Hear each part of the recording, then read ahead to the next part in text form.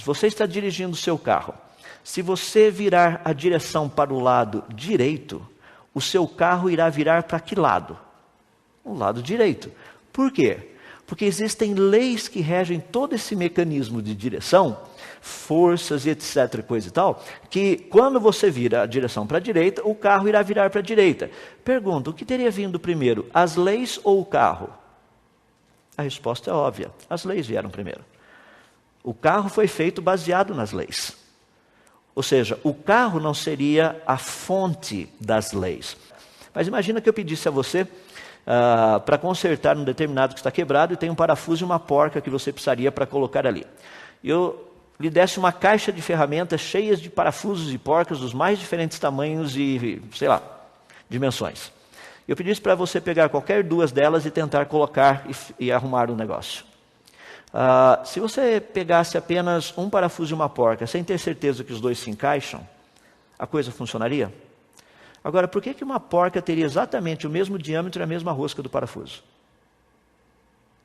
É porque ela foi planejada. Foi esse tipo de raciocínio que Aristóteles teve ao olhar a natureza e contemplar essa sincronia que existe na natureza. Ele chegou a essa conclusão dizendo: o universo só pode ter sido criado.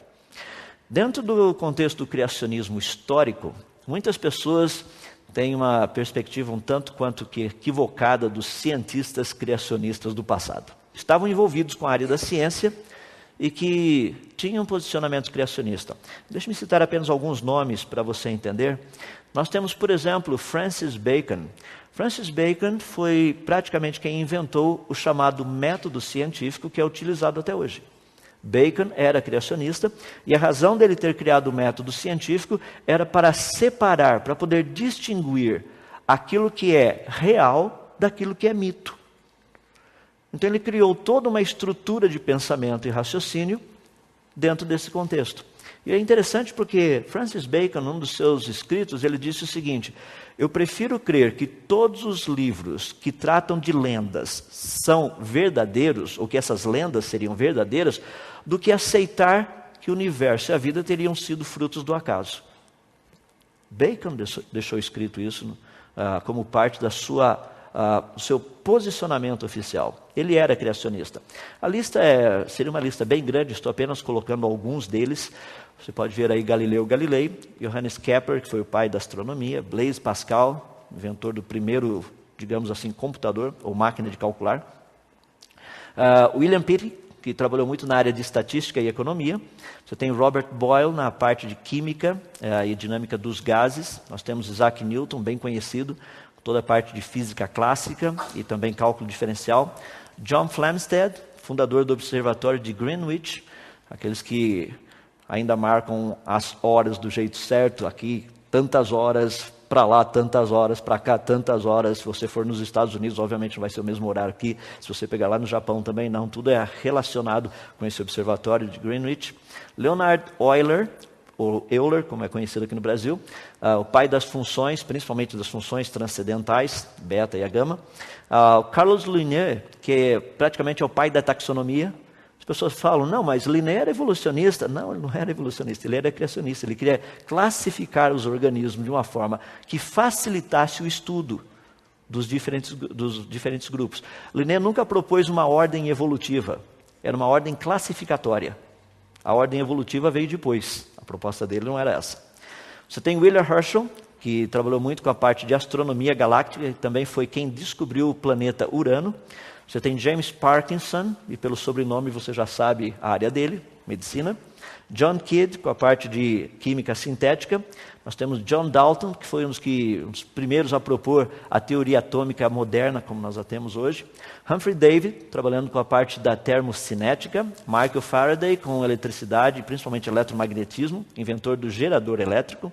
Samuel Morse, chamado código Morse, telégrafo. Joseph Henry, foi inventor do motor elétrico, também do galvanômetro. Nós temos também Richard Owen, que foi um paleontólogo. Interessante, o termo dinossauro foi criado por ele. Tá? Você tem também James Prescott Joule, termodinâmica. Você tem também James Clerk Maxwell, na parte de eletricidade e magnetismo. George Stokes, na parte mecânica dos fluidos, Gregor Mendel, na parte da genética, Louis Pasteur, na parte de bacteriologia e bioquímica, William Thomson, conhecido como Lord Kelvin, a parte de temperatura absoluta, que é bem conhecido, Bernard Riemann, da geometria não euclidiana, e a lista vai. Poderíamos citar muitos deles. Isso dá para você ter uma noção que a quantidade de pessoas relacionadas com a ciência no passado que aceitavam o criacionismo é uma quantidade grande. A pergunta é, por que eles aceitavam?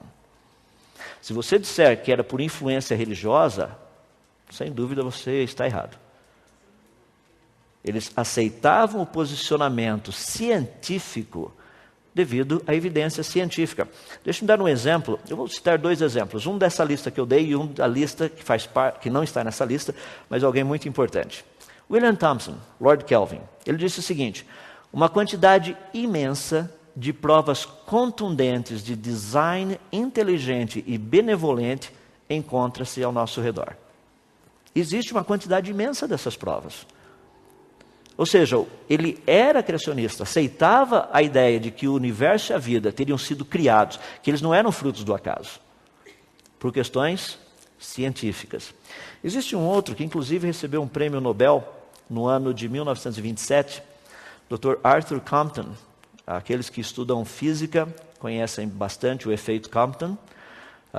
Ele disse o seguinte: para mim, fé começa com a compreensão de que uma inteligência suprema trouxe o universo à existência e criou o homem. Pergunta, de onde ele tirou essa ideia? Ele continua, ele diz o seguinte: não é difícil para mim ter esta fé, pois um universo organizado e inteligente testifica a favor da maior afirmação jamais pronunciada no princípio Deus. Além de aceitar que o universo e a vida haviam sido criados, ele também aceitava que o Deus da Bíblia era o Criador de todas essas coisas. Para você ter uma noção geral de tudo isso daí, no ano de 1992, Dr. Henry Margenau, que foi professor por muitos anos da área de física especificamente, ele lançou um livro que eu achei fabuloso. O título do livro é Cosmos, Bios e Theos. É uma compilação. Dr. Margenau foi professor da Universidade de Yale por muitos anos, e ele fez uma compilação do pensamento de pelo menos 60 cientistas do século passado, sendo que 24 deles haviam recebido um prêmio Nobel. Agora, a ideia toda do livro era justamente discutir esse questionamento. E é impressionante porque a ênfase que o livro todo dá, num certo sentido, você encontra nessa frase que é espetacular. Ele diz o seguinte: só há uma resposta convincente para explicar a enorme complexidade e as leis do universo. Qual seria ela? Qual seria a resposta de 60 cientistas do século XX, 24 dos quais ganharam um prêmio Nobel, receberam um prêmio Nobel? Olha a resposta: a criação por um Deus onisciente e onipotente. Em outras palavras, quando nós tratamos dessa ideia de criacionismo, nós não estamos tratando de questões religiosas. Existe uma quantidade muito grande de evidência que nos leva nessa direção, nos auxilia a pensar desse jeito. Nós temos certas áreas que são áreas intuitivas. Eu, por exemplo, se eu lhe perguntasse, o meu óculos, ele foi criado ou ele surgiu espontaneamente? Eu creio que ninguém iria gastar os próximos 50 anos pesquisando se o meu óculos teria sido criado ou se ele teria surgido espontaneamente. Agora, por que você já quase que imediatamente, naturalmente, espontaneamente, intuitivamente, você diria, seu óculos foi criado? Por quê? É porque você não vê a natureza produzindo óculos.